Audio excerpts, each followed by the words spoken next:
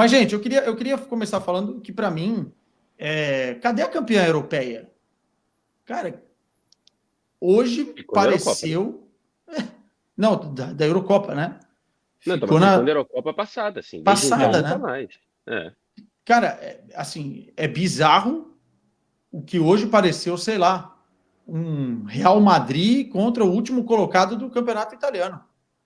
Hoje, 1-0 foi realmente importante para a Itália, porque poderia ter saído com uma goleada fácil, fácil, tranquilamente, já no primeiro tempo. Olha aí, o Gabriel está colocando na tela os dados. Cara, eu nem quero fazer leitura muito de dado, não, porque às vezes os dados enganam a gente, mas as chances Ainda mais dado claras. em casa, né? Ah, Eu tava rindo antes já. Eu Porque na minha vi. cabeça já tinha Eu, feito. eu Você vi. viu, né? É. Poxa vida. vocês estão se falando no olhar, hein? Ou. Bom, enfim. Piada O interna, ne... né? Deixa. Porque daqui a pouco pinta de mensagem, dá uma segurada. Pô, deixaram os três juntos aqui também, né? E aí complica, né? Brincadeira, isso é uma palhaçada. Mas, cara, vocês sentiram que a qualquer momento a Itália poderia. O Brasil ainda não passou das 22. Que poderia ter sido uma goleada? Eu fiquei assustado, tá? Eu achei que a Itália, pelo menos, daria mais luta, até por ter um bom treinador. Eu sei que é um momento de entre-safra da seleção italiana, mas, cara, foi bizarro, assim. E a Espanha, sinceramente, se colocou como o melhor futebol da Eurocopa até aqui. A Alemanha estava ali, né, com 2 jogos, uma à frente da Espanha, e hoje a Espanha pegou esse posto. Então, a Espanha tem uma coisa de igual à Espanha de anos anteriores, que é a dificuldade de fazer gols. A Espanha que ganhou a Copa do Mundo era de 1-0, que ganhou a Euro, embora tenha feito um 4-0 na Itália também, era um time que precisava fazer. O que ela tem de diferente agora é que ela tem muito poder de fogo nas pontas, né? Os pontas são muito bons. É um time que o meio funciona bem, mas que a ponta é bem diferente do que antes. Então, acho que sim, poderia ter sido muito diferente. Com 10 minutos, podia dar 2-0, né? Uma cabeçada do Pedro e uma do Nico Williams, que já tinham assustado muito, e um chutaço ainda do Fabián Ruiz, que passou muito perto. Eu acho que não era intenção da Itália que se jogasse tão atrás. O time do Spalletti normalmente não joga assim, para quem está mais desatento. O Spalletti é o técnico daquele Napoli, que na temporada passada chamou a atenção por atropelar todo mundo na Itália, fazer uma muito boa campanha na Champions até as quartas de final. Então, não, acho que não era a intenção da Itália, porque não conseguiu mesmo. E nem tem uma seleção que seja ruim. Acho que com o Spalletti tem melhorado a seleção da Itália nos últimos meses aí. Mas hoje pegou um time muito bom. Que até os coadjuvantes foram bem, né? Assim, a importância de Fabián Ruiz e de Cucurella para recuperar a bola e para a Espanha ter volume de jogo foi muito grande. Faltou gol. O Nico Williams muito bem, o Pedri bem, o Lamine Yamal bem, mas faltou matar logo, porque no final a Espanha meio que sofreu, embora a Itália não tenha criado nada, mas o jogo ficou aberto. Um jogo que, de sensações, já deveria ter sido fechado muito antes. Eu acho que a Itália cometeu um erro, e o Spalletti, né? Acho que foi a estratégia dele, que é disputar a posse de bola com a Espanha.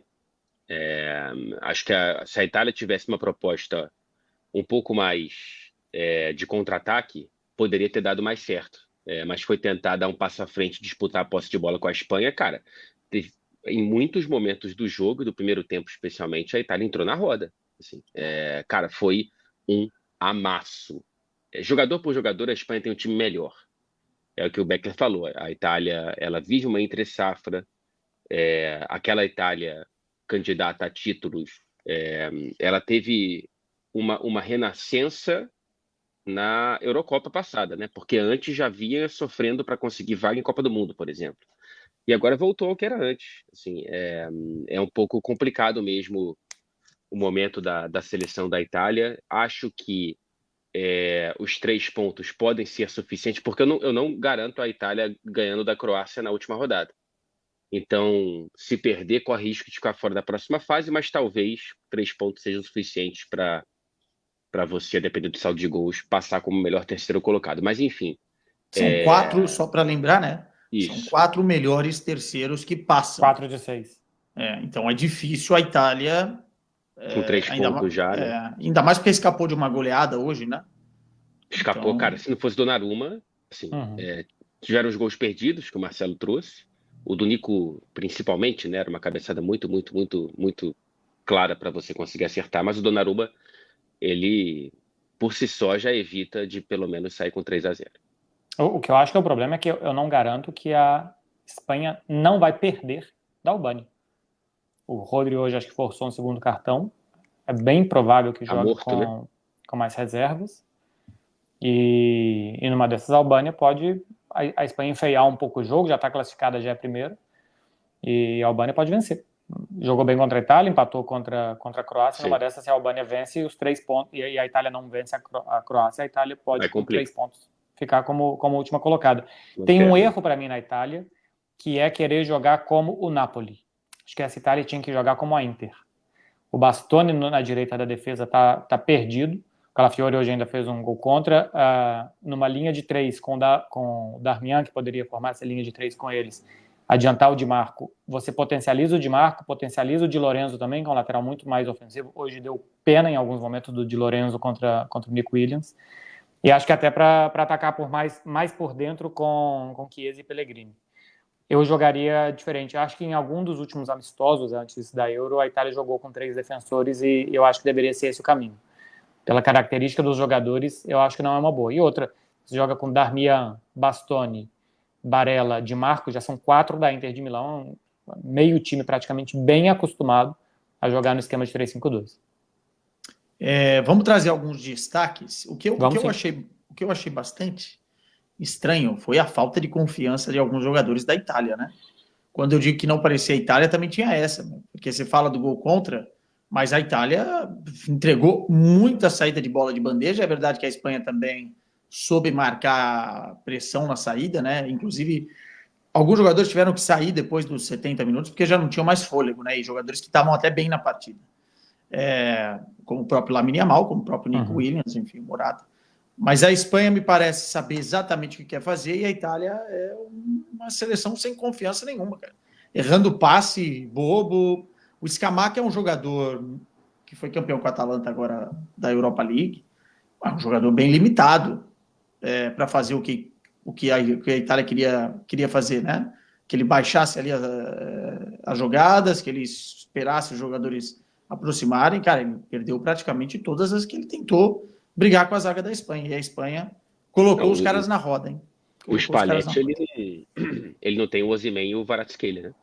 Assim, quando você não tem esses 2 jogadores que... Tudo bem, o Napoli era um time muito bem acertado, mas ele contava muito, é meio que, sei lá, o melhor Tottenham do Pochettino sem Harry Kane e Son. Você não consegue fazer funcionar. Então, tentar transportar aquele Napoli para essa Itália, com esses jogadores do setor ofensivo, um Chiesa que, enfim, desde a lesão nunca mais foi o que era pré-lesão, né? É realmente uma missão muito difícil. Os destaques para vocês, o principal destaque do jogo da Itália para mim foi o Donnarumma. Meu Deus, a gente agora cresceu, voltou. Estamos meio psicodélicos, né? Será que são tóxicos? Cuidado com os tóxicos. Eu tô limpo. Enfim. O Donnarumma para mim... respondeu, beleza.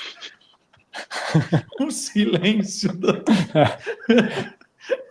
Certo. Olha o cachorro de novo. Pô, tô brincando. Tá explicado. O Donnarumma, para mim, foi o destaque. Aliás, fez umas 2, 3 defesas ali que salvaram a Itália. E do lado da Espanha, eu tô com um pouco de dificuldade, assim, porque o Rodri é o óleo da engrenagem, né? Enfim, joga um dos melhores da posição no mundo. E para mim, o Williams hoje foi melhor que o Yamal Beckler. Sim. Arriscou muito mais, né? Eu acho que o Lamine Yamal, o fato dele ser um menor de idade, dele não só ser um menor de idade, ele ainda será menor de idade na próxima temporada. Ele tá com um corpo em desenvolvimento. Então, quando ele pega o Di Marco na frente dele, é muito difícil encarar toda hora. Tem alguns momentos que ele via que a marcação não ia dobrar, ele até tentava encarar, mas a maioria das vezes ele segurou mais bola, ele puxou mais marcação para que dobrasse perto dele e tal, e que a Espanha girasse bola para o outro lado. O Nico Williams, já muito mais potente fisicamente, pôde encarar muito mais. Ele foi o principal jogador do time ofensivamente. Eu acho que tiveram muitos bons coadjuvantes da Espanha. Cucurella, Fabián Ruiz, Rodri, Carvajal, como sempre. A dupla de zaga, especialmente o Laporte, ganhou todas essas bolas que o Scamacca tentava baixar e não deixava que a Itália tivesse ritmo.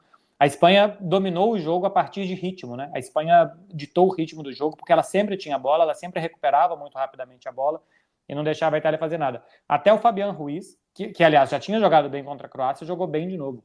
Ele é um jogador que parece pior do que é, porque não brilha tanto, mas nesse jogo de volume, ele está sempre recuperando bola, ele está sempre carimbando bola no meio campo, e hoje ainda arriscou 3 ou 4 chutes de fora da área, alguns bastante ruins, mas teve uma porrada que o Donnarumma pegou muito bem. Faltou mesmo o último capricho para ser o resultado do tamanho que foi o domínio, porque a gente citou você citou um da Itália, da Espanha dá para citar 4 ou 5. A importância do coadjuvante Vou fazer um link rápido, vou bater e voltar, porque isso é assunto para depois. Mas se a Inglaterra tivesse um Fabián Ruiz, teria um meio-campo muito mais compensado, né, do que o atual, que são 3 jogadores falando 3 línguas diferentes dentro de um time que não consegue estabelecer um diálogo. Então a Espanha tem esse time coerente, esse time que conversa. Cara, em muitos momentos foi muito bonito ver a Espanha jogar. É aquela coisa, né? Quem só vê o placar vai ficar, caramba, é aquela Espanha de sempre. Mas foi um domínio muito, muito grande. Na Eurocopa passada, a Itália passou pela Espanha no detalhe, né? A Espanha já tinha conseguido dominar a Itália no mata-mata. Mas esse domínio de hoje ele foi muito maior. Pena para a Espanha que não se refletiu no placar, mas no fim das contas está classificada na primeira colocação e não vai fazer muita falta. Por exemplo, poderia ter jogado o Dani Olmo no lugar do Fabián Ruiz. Até não, como ele não entrou e ele vem se recuperando, eu não sei se ele estava 100% ou não para jogar.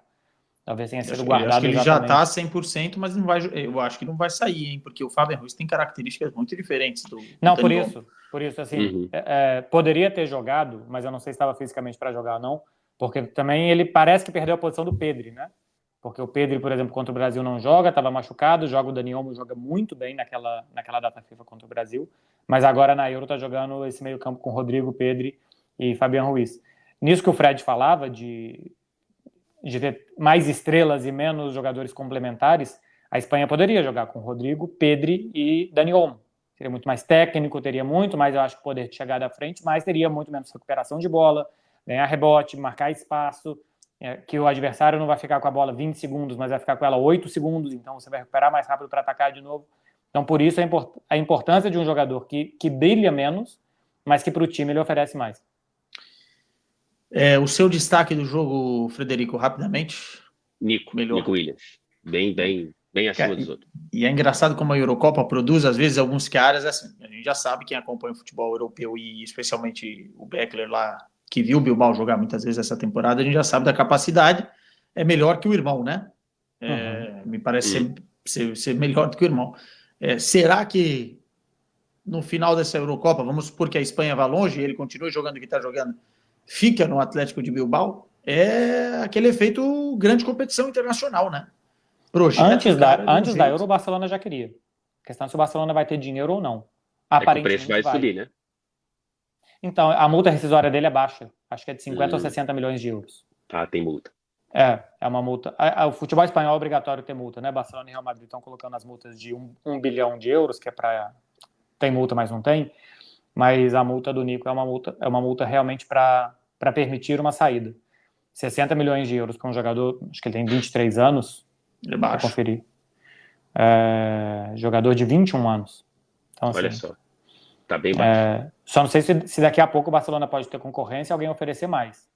Agora, se ele quiser continuar no futebol espanhol, o Barcelona já quer há algum tempo e a prioridade para a próxima temporada, o Barcelona está para fechar aí o acordo com a Nike, que vai dobrar o que paga hoje, então vai ter grana para contratar. E para mim é a grande contratação a se fazer mesmo. Boa. Coletivamente, a Espanha, a gente já falou que ela se credencia como talvez o melhor futebol da Eurocopa até aqui. Mas vocês acham que ela ganha algumas casinhas também no geral para favoritismo ao título? Cara, está cedo, né? Assim, 2 rodadas. Mas do que a gente viu até aqui é Espanha e Alemanha, né? Para mim, Espanha e Alemanha estão à frente do que apresentaram França, Inglaterra, Portugal. Mas 2 dessas jogaram só uma vez, né? Portugal e França. Então tem que esperar um pouquinho. Mas até aqui, a Espanha está acima do que eu esperava. Então, eu não esperava uma Espanha tão bem. Eu esperava que jogasse bem. Eu acho que jogou contra a Croácia melhor do que eu esperava. pela quantidade de gols que fez. Eu acho que os jogos da Espanha normalmente são mesmo de poucos gols.